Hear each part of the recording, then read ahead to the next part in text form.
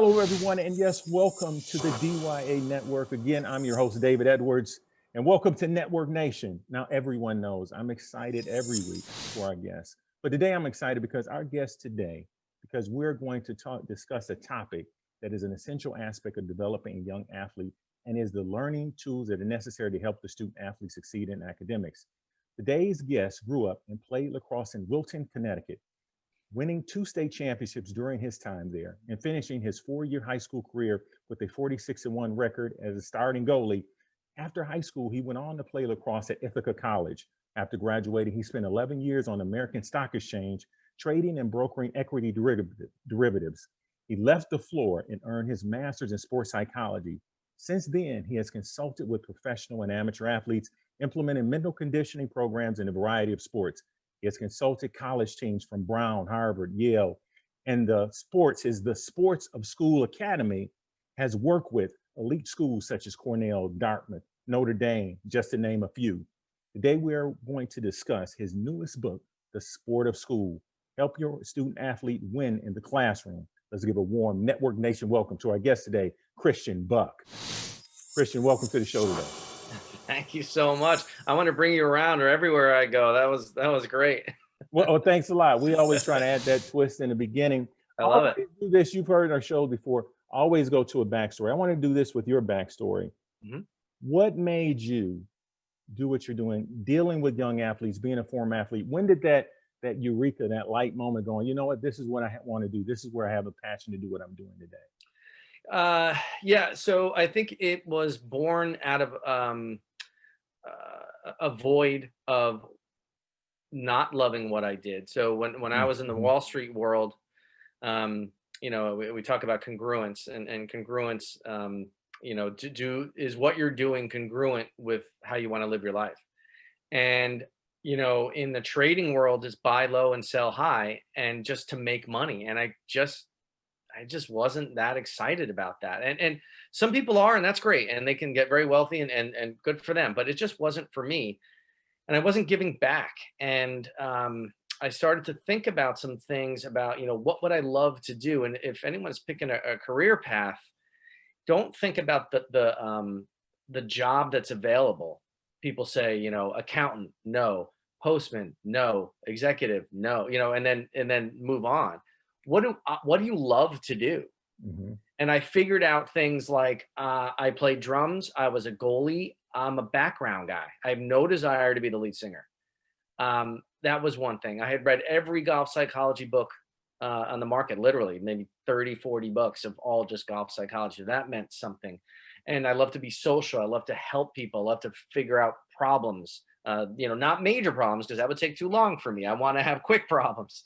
Same here. And so I started to figure that out towards the end of my career. And that sort of just started to push me closer and closer to the sports psychology realm. And then I went into grad school full time, and I came out, I was coaching, and I saw, a lot of the kids were having the same issues that I was having when I was playing in college. And I just wanted to help more and more people. And you're doing a great thing now. And then that is looking at this. So you're a mental conditioning coach and also an expert in performance. Kind of explain so they have an understanding. But before I do, I just want to add this in. Reason I always ask that question, I've seen this, I even seen this on some Netflix episodes I was watching, and I won't get too long-winded, everyone, but I always try to give some nuggets, as the kids say, so that they can look at career paths. There's it's called Last Chance U. And one of the things with a lot of those athletes is that they think their only opportunity is to go to the next level. And when that dream is crumbled, they don't know what else to do. But they don't realize they're doing something they already love to do. They don't realize you can create a career out of that. Now, it might take some sacrifice, but I want everybody to listen to what Christian said. Was it money? Some people, hey, that's great. Can you do money what you're doing now? Yes. But he gets up every day. I guarantee you get up and you love what you do, don't you? Oh, absolutely. And so I think that's it. I worked 66 days in a row a couple of years ago, and it didn't feel like work. See, there we go.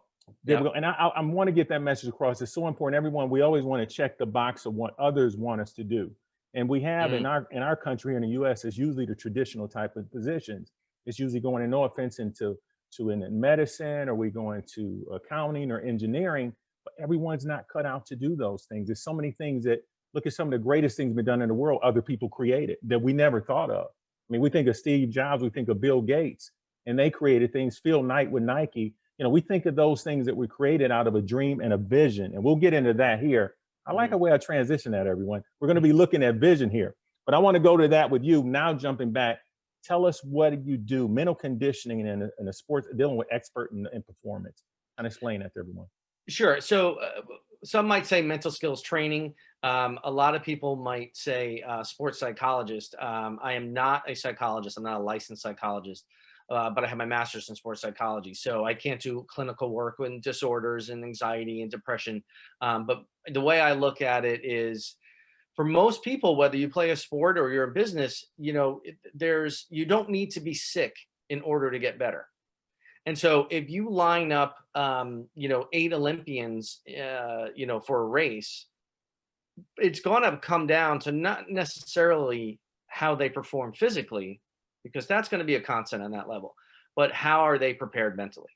And so I help people get focused on what they want and how to get it, and how to stay focused on that when the challenges start to arise.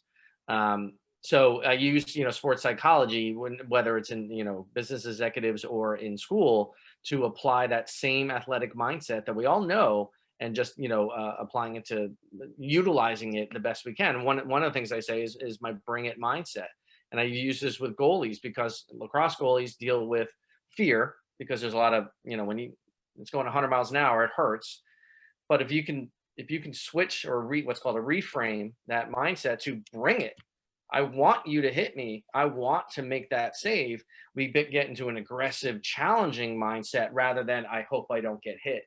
And that's just something you can apply to every day, whether you want to make varsity or get A's or whatever. Bring it on. Bring it.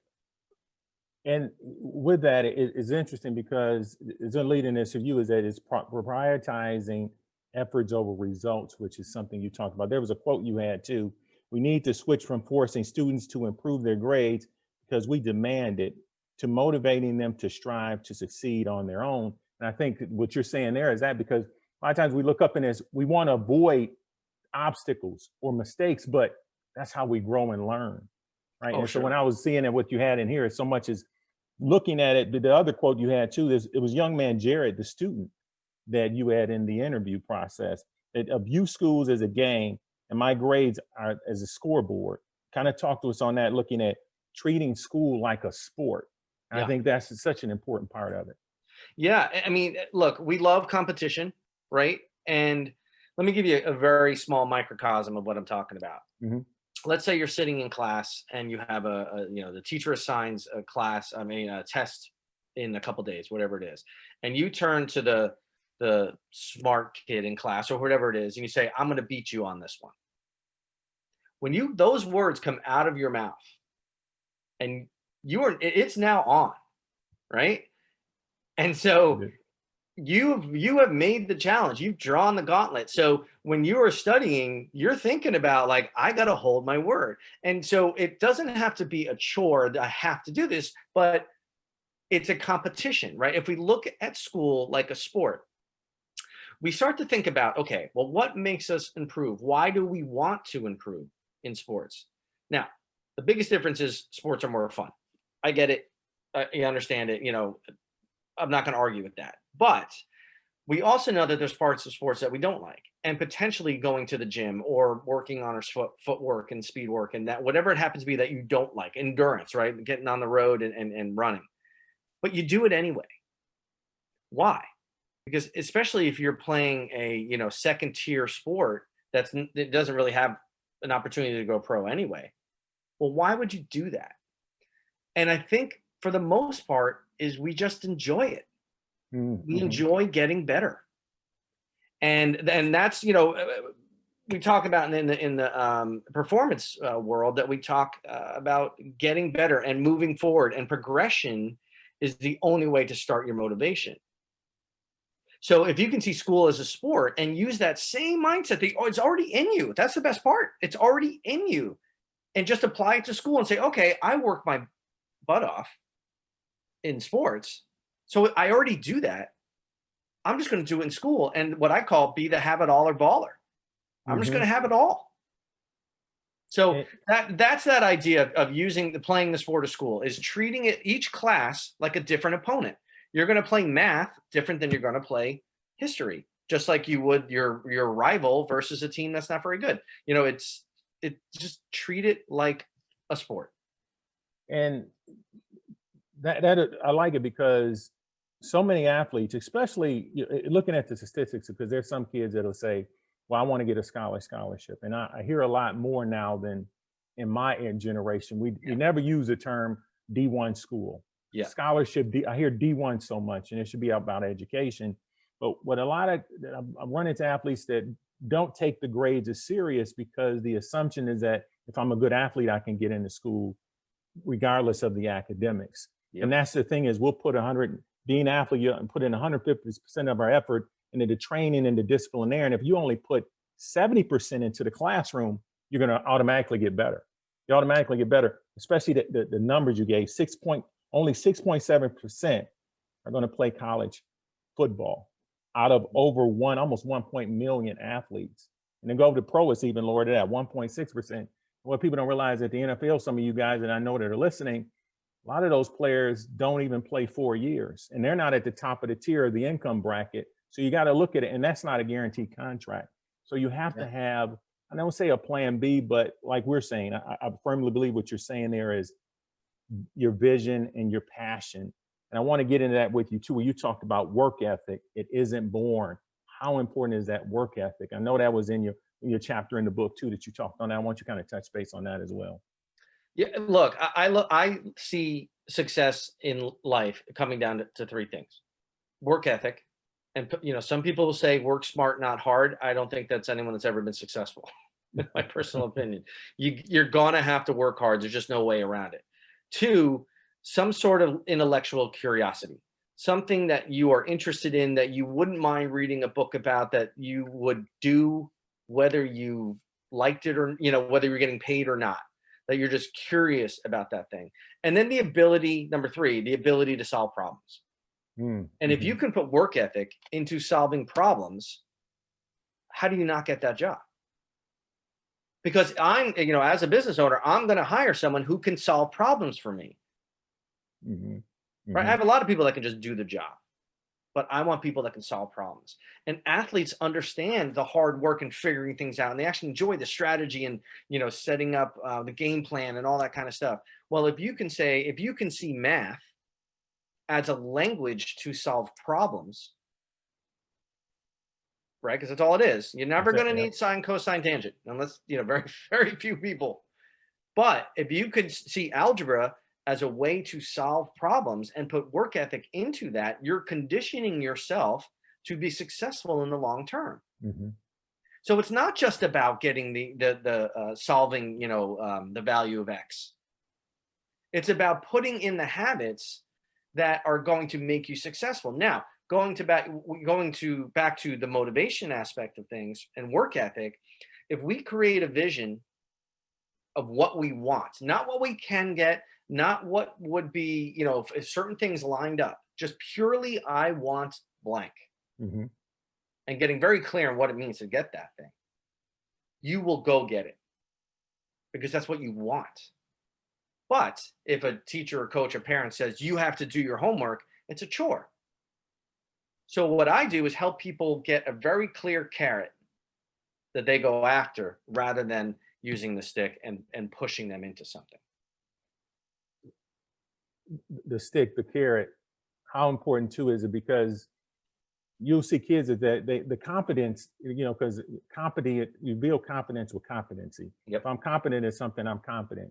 But if I'm competent on a court or field, that's where I get my confidence. But what happens is they lack it sometimes in the classroom. You talked about too, where teachers too, dealing with the student athlete, understanding all of us are different. Your style of learning might be different than mine. But that means you're not smarter, I'm not smarter than you. I need to cultivate and learn you, because what I can do in that process with a grading system is I can kill the self-esteem of an individual. My father was in education for 30 years, and he would deal with kids where they were on the border brink of putting into, because he was over the special education department. And one thing he said is that some of the teachers don't take the time. One student he worked with became a great comedian whose name I won't mention. And I remember he came back and he said, "Your father took the time to understand me, where Hmm. they didn't. I wasn't challenged in the classroom." Hmm. So he done a lot of humor. But what I'm getting at is the same thing with coaches, is that I see it sometime in the younger programs, is that you have to look at, because an athlete might be an elite at a physical level or have certain traits at a young age, you still have to assess every athlete to find out what is their strengths and weaknesses and how can I cultivate and grow that to their best of their ability. And that's what I know is very important, and that's what you're doing here. And when we look at, you talked about there's certain characteristics as well, right, that the athletes have. Yeah. Touch base on that a little bit. Right. So the five types of student athletes. Hmm. Yeah. And so what I found over the last 12 years, and basically around after 5 years, I started to put this together, that there are unique characteristics to each type of student or athlete. And it can go either way, by the way. It could be both. Okay. But the five are the workhorse, the rookie, the spectator, natural talent, and the intellectual. And the workhorse, we know what the workhorse looks like, whether it's the person that studies all the time and they can apply that to sports. But for our case, or our scenario is, we know the ones that go early, stay late, go to the gym off season, eat right, sleep, all that stuff. That's the workhorse. You're the lucky one, by the way, if you're the workhorse, because you just Okay. need to apply it to school. You already do it. It's in you.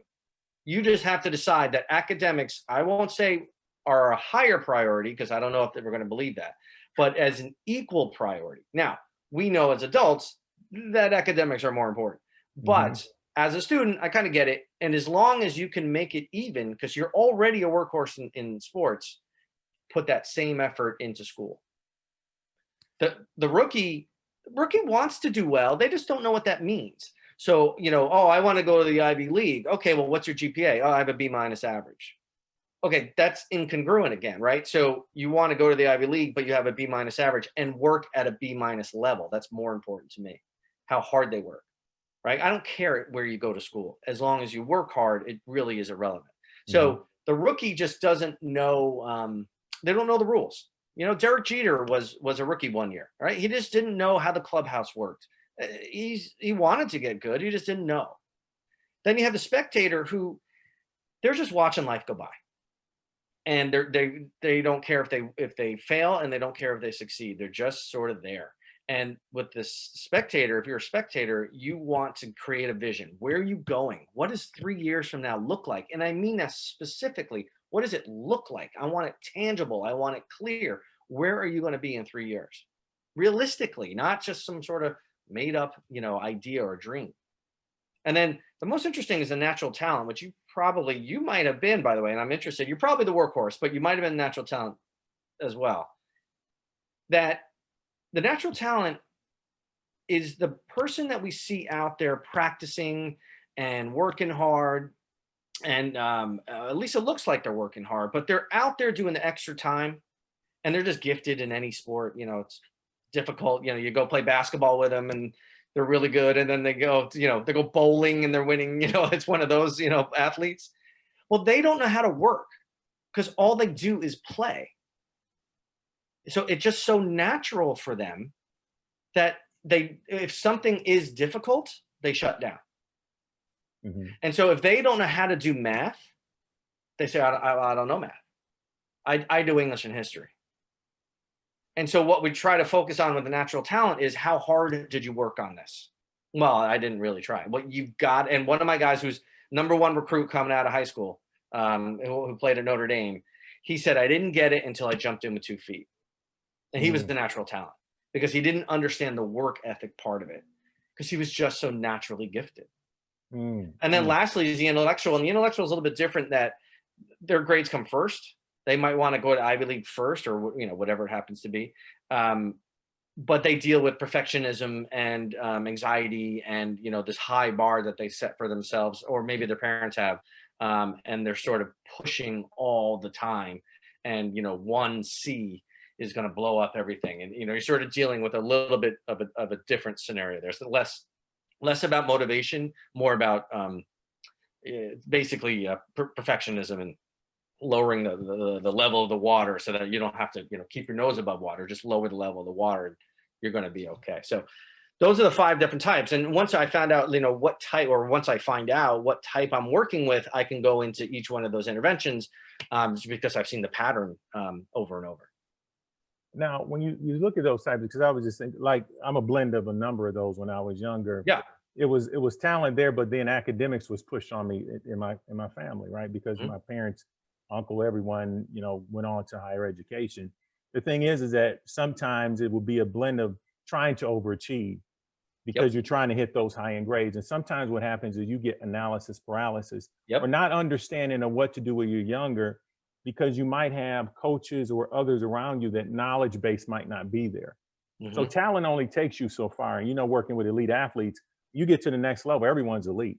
Yeah. Right. And so when you get to that next elite level and you haven't, it's kind of a disservice to some of the athletes out there that they're pushed through a system, but that foundation hasn't been built. We know what happens when we build a house on an unstable foundation.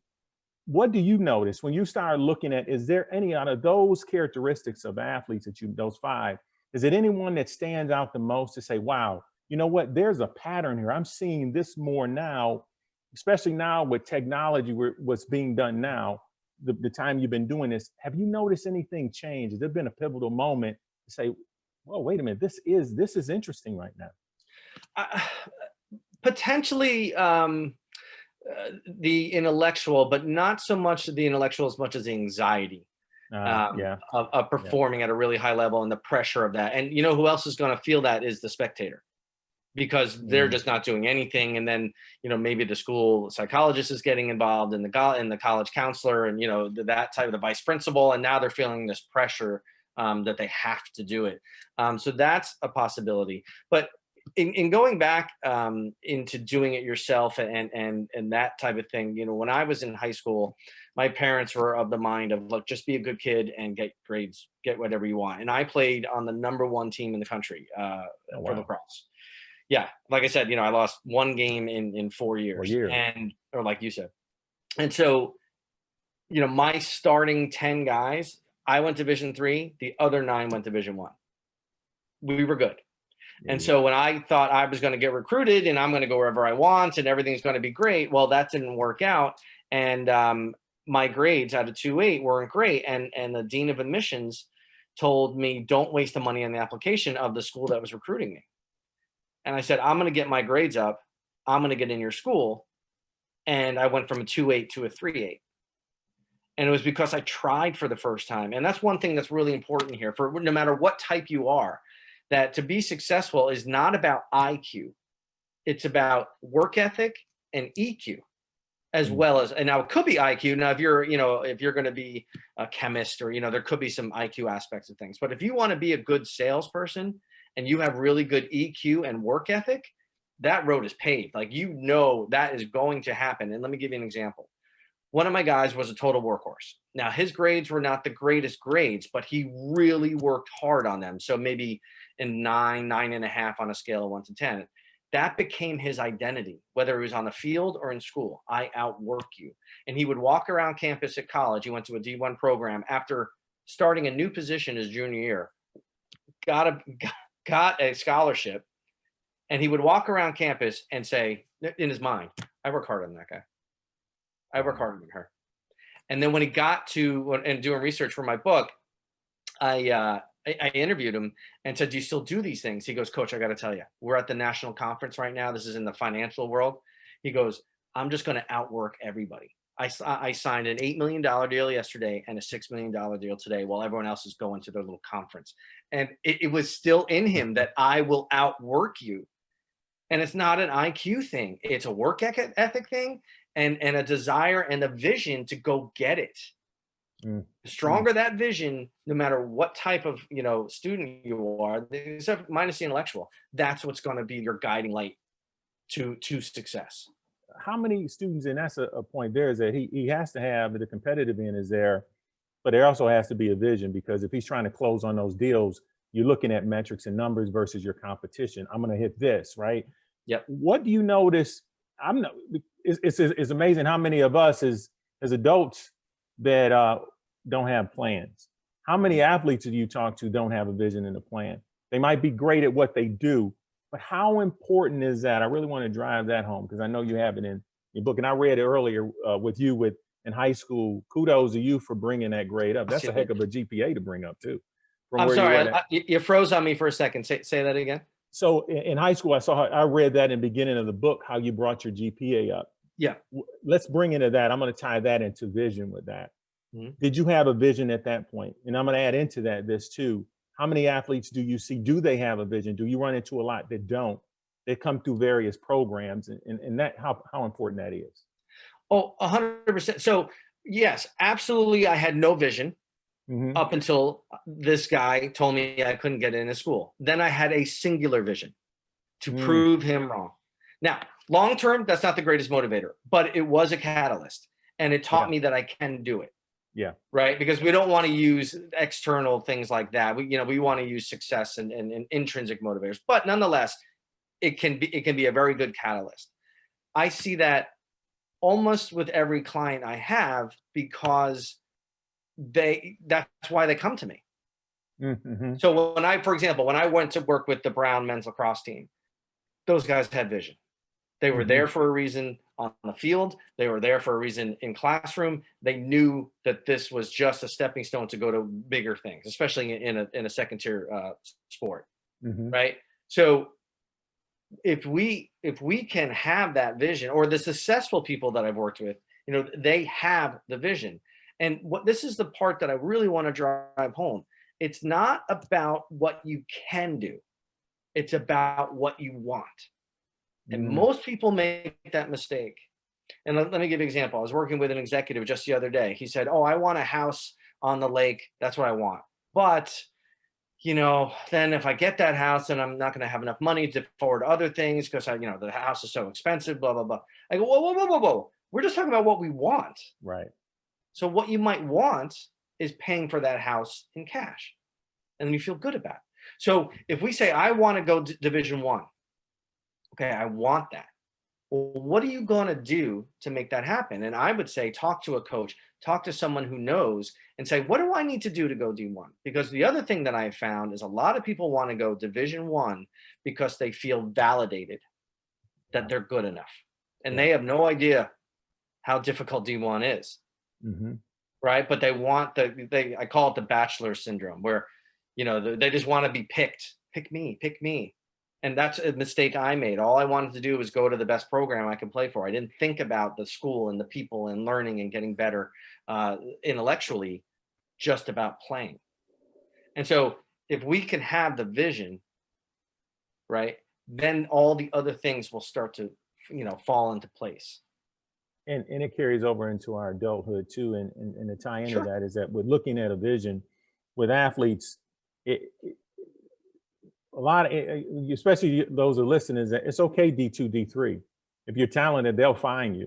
If Yep. they're talented, they will find you. And no offense, I know there's some D1 athletes that their D2 and D3 athletes are just as talented as. And that's Hmm. just to let everyone know. I always say this: please be humble with your approach to the next level. Get into a good program academically too, because end of the Yes. day, I can't play anymore the way I used to. We get older. I don't care how great you are. Barry Sanders, I'm from Michigan, can't run the way he used to run, Right. right? And so, but he went on to do other better things. He prepared, and I know that for Yeah. people that worked with him, he done a great job. And so that is so important. And that leads us to this part of the show too. You've heard it that we call the motivational moment. Now, this is Mhm. that part of the show similar to the 2 minute warning, where I want you to give a motivational, inspirational messages to coaches, parents, young athletes, or one out of that exceptional group. Imagine you're up at the mic, ready to present at a sports banquet. I'm handing you the mic. Congratulations and good luck. I would tell anyone, regardless of age, that you can do it. That it's not, good grades, success, um, getting to levels you didn't think you could get to. You can do it. The way to do it is to stay focused on the process, what you're doing every day. As long as you have a vision to what you want and you work harder than you ever thought you had to, and you're willing, that's another part, and you're willing to do it, you will find that success. I guarantee it. And I don't throw guarantees out very often, but if you have that vision and it's clear what you want and you're willing to do the work to get it, you will get it. It's not about intelligence. It's not about connections. It's not about, being lucky. Obviously those things are involved, but anyone can be successful as long as they work hard, are willing to do it, and have a good, clear personal vision. That's a good motivational moment right there. And your book, where can they get your book? How can they connect with you on the social media, on the platforms out there? Sure. So christianbuck.com, Christian, like the religion, by the way. And then also the book is on Amazon. It actually is releasing on the 20th. I'm not sure when this goes out, but it'll be October 20th is when it launches. And then I'm on Twitter and LinkedIn and Instagram. And if anyone wants to connect with me on LinkedIn and has any questions that, maybe I can help them with, finding that vision or anything like that, please feel free to reach out to me and I'll help however I can. Okay, and that's great. And everyone, will have it on our website, also at the dyanetwork.org. Check it out. I did read the book, The Sport of School. It's a great book, great things. A lot of things we couldn't go over today with the time that we had. I wish we could have. So again, get the book. Again, Christian, thanks for coming to Network Nation today. Thanks so much for having me. I appreciate it.